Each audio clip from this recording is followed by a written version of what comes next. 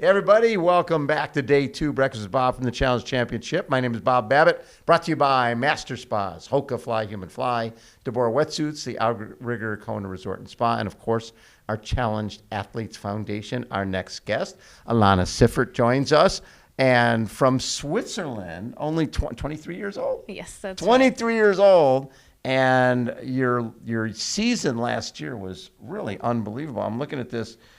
You had like 5 second places, 4 wins. That's pretty darn impressive for one of your first years in the sport. Yes, yeah. First of all, it's an honor to meet you in person here today.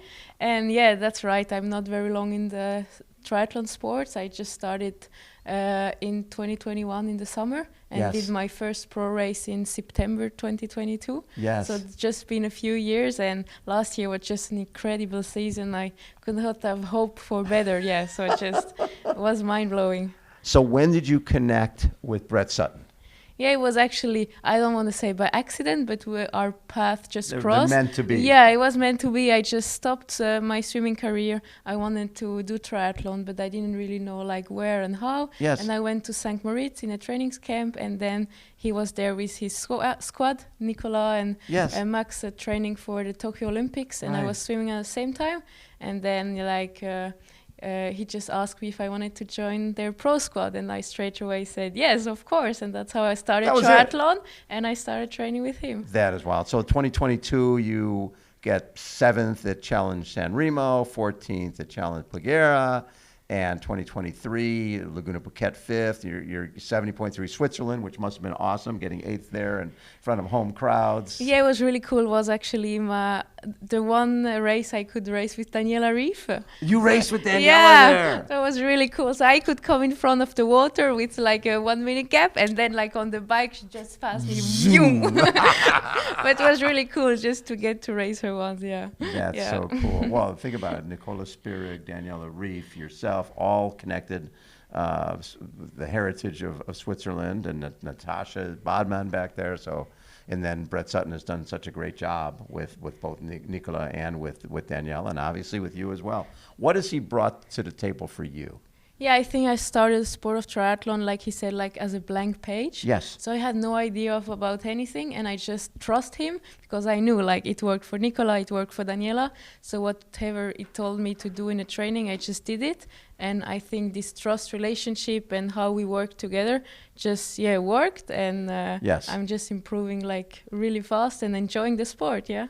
So as a swimmer, was the goal to go to the Olympics? Yeah, it was always my dream as a kid. I always wanted to do the 50-meter freestyle or whatever other Olympics, but I'm always been realistic. And I knew like my capability, I would never be able to go to the Olympics, but I really enjoyed swimming. But at the point during the pandemic, we could not swim anymore. And I was like, so like, what can I do? And I started to go biking with my brother, running in the mountain with my parents.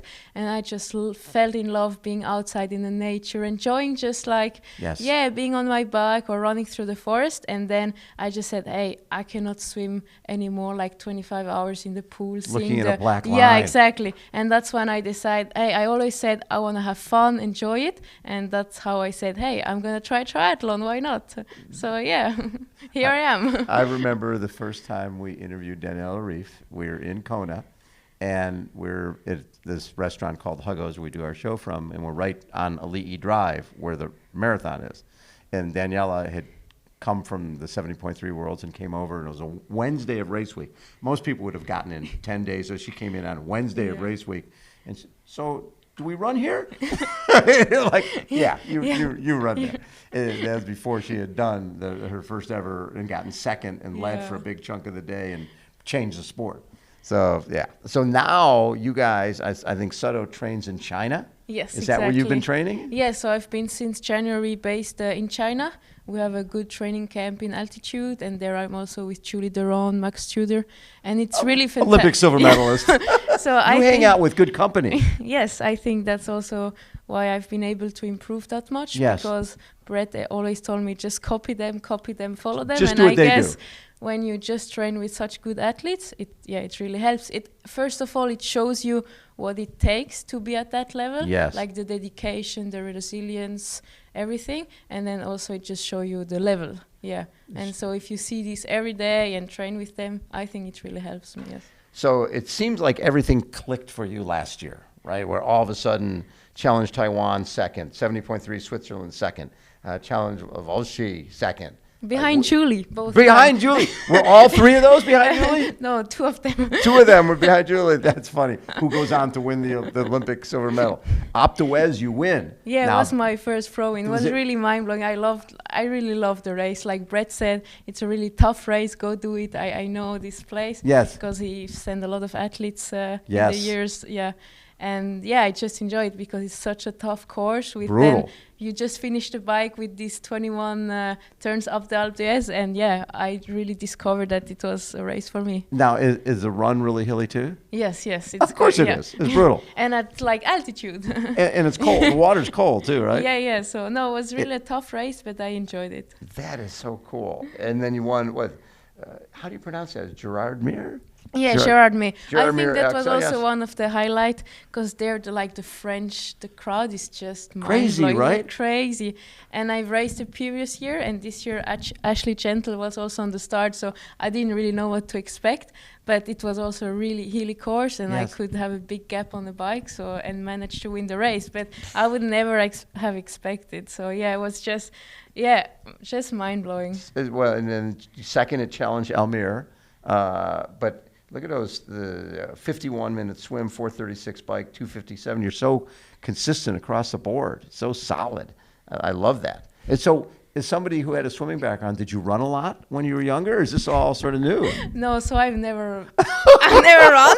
So that's why Brett called me Duck, because when I started running, like, oh my God, because maybe the first time I did a 10K was like 45 minutes or whatever, and I would run and my legs go right and left like a duck. Well, like a duck. So that's how I got my name, and now it's getting better and better, but like the first 2 years was really about just getting to start running, not being injured, and I think like we have done a great job with my coach because I have not had any injury, but I had to be really patient because I've seen my teammate doing this and that sessions, but I was not able to do it. You were not allowed to do it, yes. And then last year was the first year where I really could start to do the same sessions. Yes. And I really then started to see the improvement. And now I can say that I also really enjoy the running, and it's getting better and better. But I think I have a big gap of improvement when I think where I started. And how, you're 23? Yes, 23. 23, oh my God. You win, so you challenge Pagera Mallorca, you win there. And you won in China. Yes. Yes, you won in China. And then Laguna Phuket, you get second there. Did you start maybe pinch yourself throughout the season going, this is unbelievable. I can't believe this. This sport's way too easy.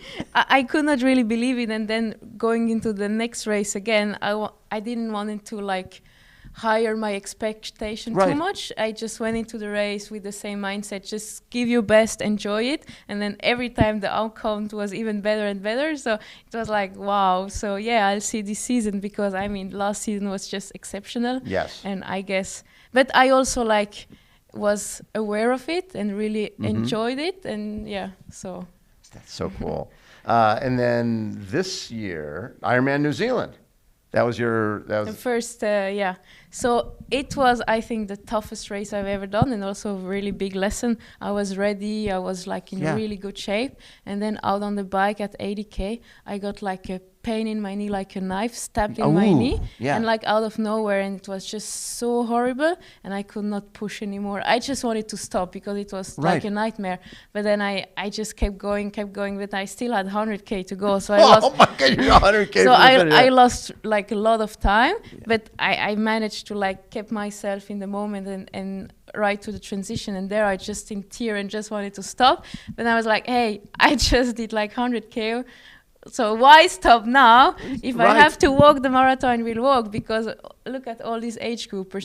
I mean, if they can do it, I can do it. Exactly. And that's how I finished the race. And I think it was a really big lesson, because it showed me like the mental strength, or like the mental aspect is so much bigger than what the body would have tell me, hey, stop, it's so much pain, but I kept going. So I kind of discovered new limit, or like, I think it was a really big lesson for the future. You change your perception of you. Yeah. you're able to. The fact that you still ran a 3:15 marathon and got sixth. I know. And I started walking, and I was walking in tears, and and the crowd was just there, keep going, let's go, and then at some point I really then started running and got into it, and I think that I really realized, okay, if I want to run, I can run. You gain a lot from those type of races. When everything comes perfectly the year before, and then you sort of need it. Now, is the knee okay? Kind of a punch in the face.